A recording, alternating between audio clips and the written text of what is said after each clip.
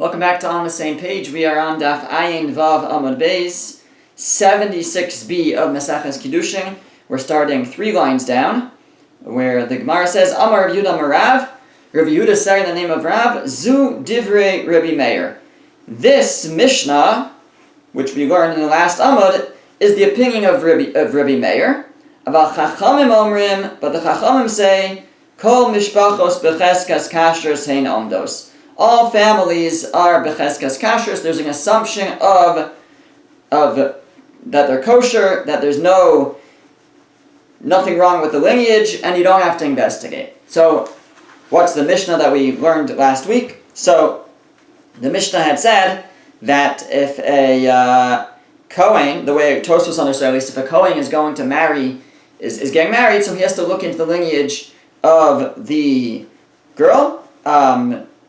Either two, it depended if he was marrying into a family of Kohanim or not, but he had to go back a couple generations and look at the mothers to see if they are of good lineage. So that's the opinion of Rabbi Meir, our Gemara says, but the Chachamim, they say no, there's an assumption of kashrus. We can assume that they're fine. You do not have to investigate the lineage. The Gemara asks, Eini, is that really true? That's what Rav said in the name of the Chachamim? V'ha Amar Rav Chama bar Gurya Amar Rav. But Rav Chama bar Gurya said in the name of Rav, Mishnah Seinu Kishakora Olav Irer. Our Mishnah is specifically talking about where there's some kind of ir, some kind of protest, some sort of claim that the girl is of bad lineage. That's where we're saying that you have to look into. In other words, the Mishnah could be, according to everybody, that you have to look into the lineage, but only if there's some kind of protest, some kind of claim that the girl is of bad lineage. Now, it's not, as Rashi explains, where there's 2 witnesses who say with certainty that she's of bad lineage, because then it's 2 witnesses, it's established. We're talking about where there are 2 witnesses who say that there's rumors of that there's bad lineage. Then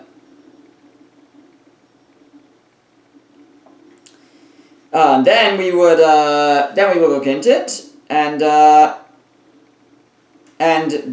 the Rabbanan would agree to. Meaning, if Rav establishes that that's the case of the Mishnah, that would seem even the Chacham, everybody would agree to that. So we have a contradiction here, because on the one hand we have that Rabbi Yehuda said in the name of Rav that the Mishnah is talking about seemingly in all cases, but since the Chachamim say that we assume a girl to have cheskas kashrus, to be of good lineage, unless we know otherwise, then the Mishnah must not be the Chachamim, the Mishnah is Rabbi Meir. That's one version of Rav. But we have a different version of Rav where he says, no, the Mishnah is a case where there's some kind of ir, some kind of protest, some kind of claim that she's of bad lineage, or suspected of bad lineage, and that's where we say that you have to investigate. Now that even the Chacham will agree to. So which one is it? Is this Mishnah in all cases in Rabbi Meir, or is it specifically in the case of protest, and it's according to everybody? And the problem is we have a contradiction. Both statements were said in the name of Rav in explaining the Mishnah. So the Gemara answers, Manda Masniha lo Masniha. The one who taught one thing in the name of Rav didn't teach the other one in the name of Rav. Meaning, it's a machlokes, it's a dispute what Rav said about this Mishnah. That's how we can resolve it. But Ikad Amri, there are those who say that the following. They have a different version of Rav where there's no contradiction. And it would read as follows. Amar Rabbi Yehuda Amar Rav. Rabbi Yehuda said in the name of Rav, Zu Divrei Rabbi Meir. These are the words of Rabbi Meir. The Mishnah that says you investigate the lineage is the opinion of Rabbi Meir. Aval Chachamim Omrim, but the Chachamim say, Kol Mishpachos Becheskas Kashrus Hein Omdos. That no, all families, we assume them to be Becheskas Kashrus, we assume them to be of good lineage. You don't have to look into it.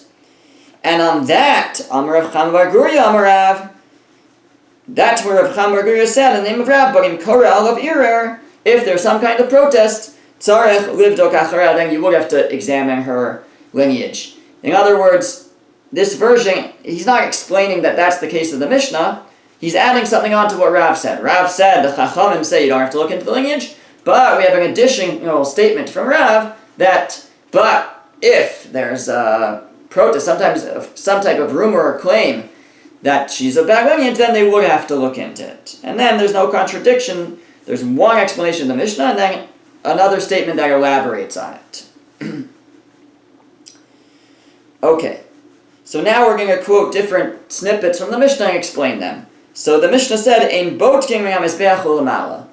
If you have a Kohen who's serving on, if you're looking into the lineage of somebody, and you come to a point where you see there's a Kohen who's serving on the Mizbeach, on the altar, he's serving in the Beis HaMikdash, then you don't have to look further than that. The Gemara says, "My taima." What's the reason? Because you did badkua lo havu maskile.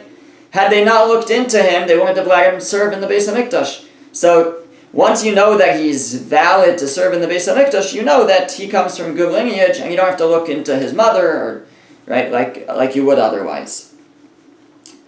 The Mishnah also said that you don't have to look into from the platform and up, meaning if you have a Levi who's singing on the duchen, on the platform, the Levium would sing when the karbanos were brought, when the offerings were brought. If you have a Levi who's part of the choir, then you don't have to look further than that. Again, if you're looking into a girl, you find that she has a father, a grandfather who's a Levi who sings on the duchen, you don't have to look into that person's mother any further, because you know they're of good lineage. My taima, what's the reason?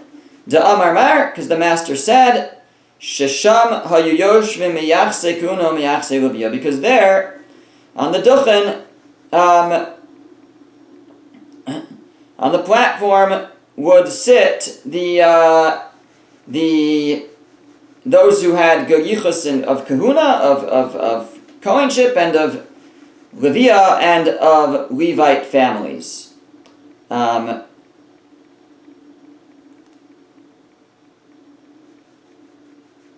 Yoshvim, sorry, it's referring to a Mishnah that talks about, we had this in an earlier Gemara, I think we had it earlier, that the Mishnah talks about that there were people in the Sanhedrin who would sit, Shamha Yoshvim, and they would be miyachis, they would check the lineage of the Levium and the Kohanim, but also even Levium, to make sure that the Levium were of good yichus before they served. So that's really what we're saying here. There were Shama Yoshim, there were members of the Sanhedrin dedicated to checking the yichus, checking the lineage of the Kohanim and the Levium serving, so you know that if you have a Levi who's serving on the Duchen, who's singing in the choir, he must be of good lineage. The Mishnah said that if you have a father, grandfather who's on the Sanhedrin, on the high court, you don't have to check further than that because he must be of good lineage. My taima, what's the reason? Ditagi Rav Yosef, because Rav Yosef taught, Kishem shebeisting menukin b'tzedek, kach menukin mikol mum. Just as a basting has to be clean in righteousness and in fairness, so too they have to be menukim mikulum, they have to be free of any blemishes in their lineage. And this is talking about the big based in the Sanhedrin. Amar Maremar says, Maikra, what's the pasuk? Meaning, where do we see this alluded to? It's a pasuk in Shir Hashirim. The pasuk says, Kulach yafa rayasi umum ein bach. You are all yafa, you're all beautiful, my beloved, and there's no blemish amongst you. Ema muma mamish, maybe it means there's no actual physical blemish. Amar Rav Bar Yaakov, but Rav Bar Yaakov explains, Amar Kra, but the pasuk says, Visyatzvu sham imach. So this is a pasuk where Hashem tells Moshe to gather the Zikanim, the elders, and they're going to create the Zikanim, the elders, the Sanhedrin, basically. And it says they should stand there with you, Moshe. It says the Gemara, imach, with you, b'domin lach, meaning they should be similar to you. They should be similar to you, and they should be free of any blemish in their yichus, in their lineage. B'dil mishum shchina. Ask the Gemara, maybe that was an exception, because there the shchina was present. There we're talking about the Sanhedrin of the generation of the desert, of the Midbar, and they were going to get a piece of nevuah there, of prophecy.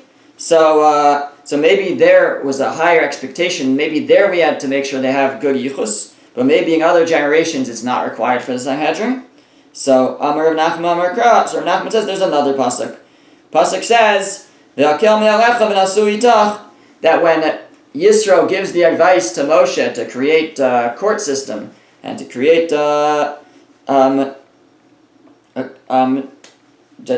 basically courts, so he says it will lighten the load for you, they'll bear it with you. And again, with you, b'domim lach, that they should be, the Gemara says they should be similar to you, and if they're bearing with you, the implication is they should be like you, and they should also be of good yichus, and so we see that the Sanhedrin, the High Court, should also be of good yichus, and therefore, if we know that there's a father, grandfather, who sat on the Sanhedrin when we're looking into a girl, if we know there's a father or grandfather who sat on the Sanhedrin, then we can be confident that he's of good yichus, and you would not have to check further up the chain, you would not have to check his mother or grandmother like you otherwise normally would.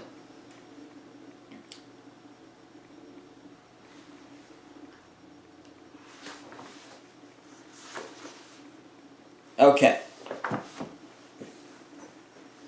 The Gemara continues, and it gives another thing that was mentioned in the Mishnah, that Kol Misha Huchziku Avosa Mishotrei Harabim.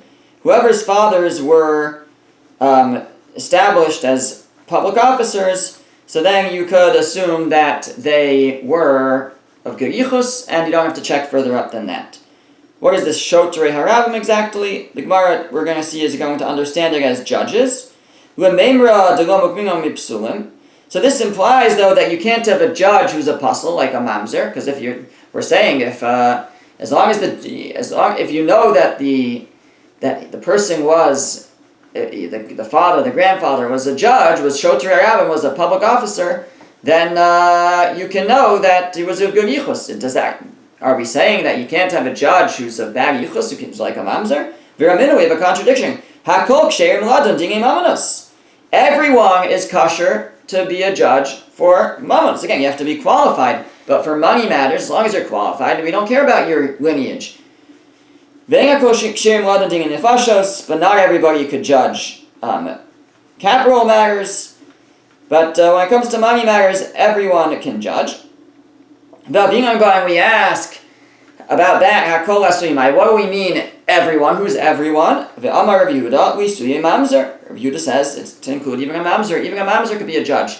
So here our Mishnah is saying that if you know that there was an ancestor who was Mishotrei Harabim, who was a public officer, perhaps a judge, then you can assume that it's of good lineage. On the other hand, we have Mishnah says everybody's kosher to be a judge for money matters, and the Gemara says even mamzer. So Amar Abaye B'Yerushalayim. So Abaye explains our Mishnah is talking about Yerushalayim. Reb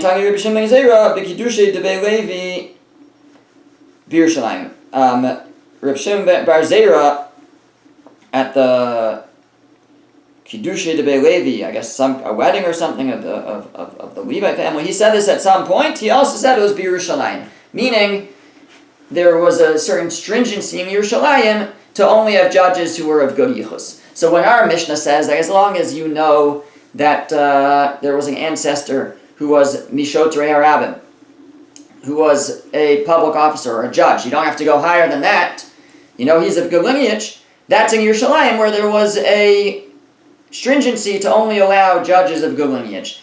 But outside of Yerushalayim, we wouldn't be able to rely on this, and even though somebody was a judge, that doesn't mean they're not a mamzer. A mamzer could also be a judge. Okay, v'gabay tzedakah masiyim. Also, the gabay tzedakah, the tzedakah collector, you can assume he's of good lineage. My time. The Gemara says, why is that? The answer is kiman de mansu b'hadayinshi, because he has to argue with people. He has to get into people's business. Da Amar Mar, because the master taught, we learned, Mimashkinim al tzedakah, v'afilu b'erev Shabbos. We are mimashking. If somebody is not giving their share of tzedakah, we take collateral from them. Even if it's Erev Shabbos, even if it's Friday afternoon, they might need the collateral, but we'll still take it because they have a requirement. If they are required to give tzedakah and they're not, then we take collateral. So the tzedakah collector is not necessarily the most popular person in town. And if it was true that he had any kind of psul, any kind of deficiency in his lineage, islay kala, people would know about it. There would be a voice, there would be rumors about it, because anybody who's not so popular in the community, who doesn't have such a popular role, if there was something wrong with him, with his lineage, it would become public knowledge. Somebody would make sure people find out. So if you have a tzedakah collector, gabbai tzedakah, and you don't know of any bad lineage, then you can assume he's of good lineage, because if he had bad lineage, you would know, because somebody would have made sure to spread the word, because he's not the most liked guy in town. Okay. Gemara says a story now. Ushbezichne de Rav Ada bar Ava Giurahava. Rav Ada bar Ava had a guest who was a convert. V'hava kamansu ihu v'Rabibi mar v'Rabibi. And he got into an argument with Rabibi. So you had this guest of Rav Ada. He was a convert, the Gemara says, and he was arguing with Rabibi. Mar amar ana v'nash sarusa demasa. One of them said, I should be in charge of the town. Umar amar ana avinna sarusa demasa. And one of them said, I should be in charge of the town. So they came before Rav Yosef, how do you resolve this argument? Amar lahu, he said to them, Tanina, we learned in a brisa, Som tasim alecha melech. When it comes to appointing a king, the Torah says, you shall surely place upon you a king, mikerev achecha, from amongst your brothers. And the double language, Som tasim, teaches me, kol masim oshata mesim lo yu elo mikerev achecha. Not just when you appoint a king, but any position of authority in the town, in any Jewish city or organization, should be mikerev achecha, should be from amongst your brothers, and therefore, a convert cannot take a position of authority. That's what Rav Yosef said. So now Rav Ada bar Ava, who was the host of these two people, was also there. Amar le Rav Ada bar Ava said to him, Afilu imo miYisrael, even if the person's mother is Jewish. Amar le, so Rav Yosef said, Imo miYisrael mikerev achecha karim abe. No, if your mother's Jewish, you're considered from amongst the brothers. And you could take a position of authority. So, and apparently it turned out this guy who the Gemara first called a convert wasn't exactly a convert, his mother was a convert. And therefore, it was allowed for him to be in a position of authority. So Hilkach, so therefore, Rav Bibi de Gaber Rabbahu Le'ayim B'mili Dishmaya. So says Rav Ada bar Ava, I guess, he settled it, he said, Rav Bibi, you're a big Talmid Chacham. You're a Gaver Rabbi, you're a great man, a great Talmid Chacham. Le'ayim b'mili d'shmaya. You should oversee mili d'shmaya, heavenly matters, the spiritual matters. Umar, and the other guy, le'ayin b'mili d'masa. He should be in charge of the other needs of the community, of the city, more the physical needs. And that way it was settled, they were both going to be in charge, each one in the area that they were the most fit. Amar Abaye said, Hilkach, therefore, man de mashri turba midrabanan ushpazichne laashri krav Ada bar Ava. If a person has Talmid Chacham staying with him, or I guess not, if he's hosting a Talmid Chacham, I think, you should be like Rav Ada bar Ava, who knew how to kind of find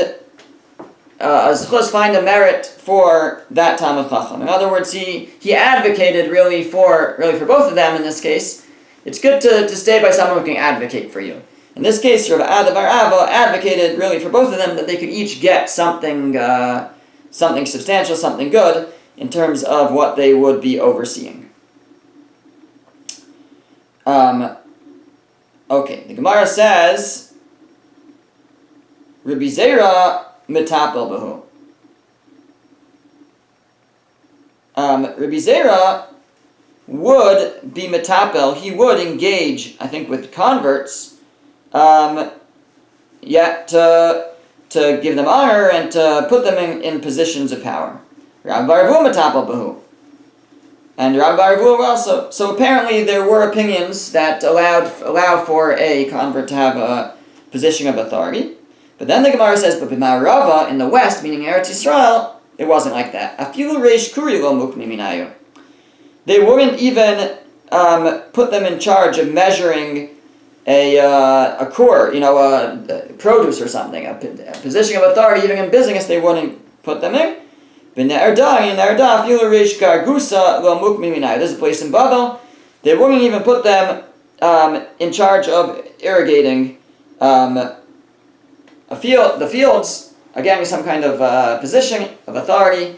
So we have kind of different extremes here. We have a general idea, or an opinion that Som Tasim Alechem Melech Mikar B'Achacha. You can only appoint a king from amongst your brothers. A convert cannot be a king because he's not born as a brother. The Gemara extends that to other positions of authority. The Gemara says there are certain Amoraim that didn't hold that way, and there are some who took it to the extreme. They wouldn't even put them in charge of some mundane thing like the measuring of a field or the irrigating of a field, something like that. Okay, the Gemara continues by quoting the end of the Mishnah. Second to last statement, the Mishnah was Rabbi Yossi Omer Af Mishahaya V'chulei. That was, Rabbi Yossi said that even someone who was signed as a witness in Erki HaYeshana Shel Tzipori, in the old courts of Tziporia, so they also could be assumed, if they're signed on a document from that court, they could be assumed to be of good lineage. The Gemara says, "My time." What's the reason? Because they would first look into someone before they allowed them to sign. In this court in Tzipori, they only allowed someone with good yichus to sign on as a witness to something. So if they're signed on as a witness, they've been checked out and they are of good yichus. And the last thing the Mishnah said was Rabbi Chanina ben Antigonus says, Af mishaya muchta ba'astar tarya shamalch. Also, someone who was written on the list of legions of the king's army, they also can be assumed to be of good yichus. Says the Gemara, that's not always the case. Amar Yehuda Amar Shmuel, b'chayal shel beis David. This is speaking about the army of David. That's where this was the case, that they would only take soldiers who had good yichus. Amar Rav Yosef, Rav Yosef says, where did this come from? Mikra. There's a pasuk in Divrei Hayamim, it says, V'his yachsam batzava ba'melchama. They would miachis them, they'd check their yichus for the army in war. V'tayim amai, and what's the reason? Why was it important to have good yichus if you're going to go to war? Amar Yehuda Amar Rav, Yehuda started in the name of Rav, Kadesh Tei Zechusan, Zechusa Avosa Mesayasan. So that their merit, also the merit of their forefathers, will assist them in war. Because a convert doesn't have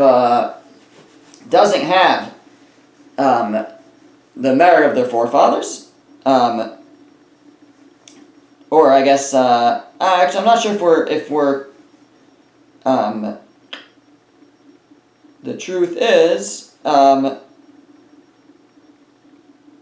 it's not so clear what kind of lineage we are concerned about. It could be we're not concerned about converts. It could be converts are fine. It could be we're concerned about, let's say, mamzer, because if there's a mamzer, it means that somebody up the line did something wrong. So we're looking for people who have merit, their own merit, but also the merit of their forefathers.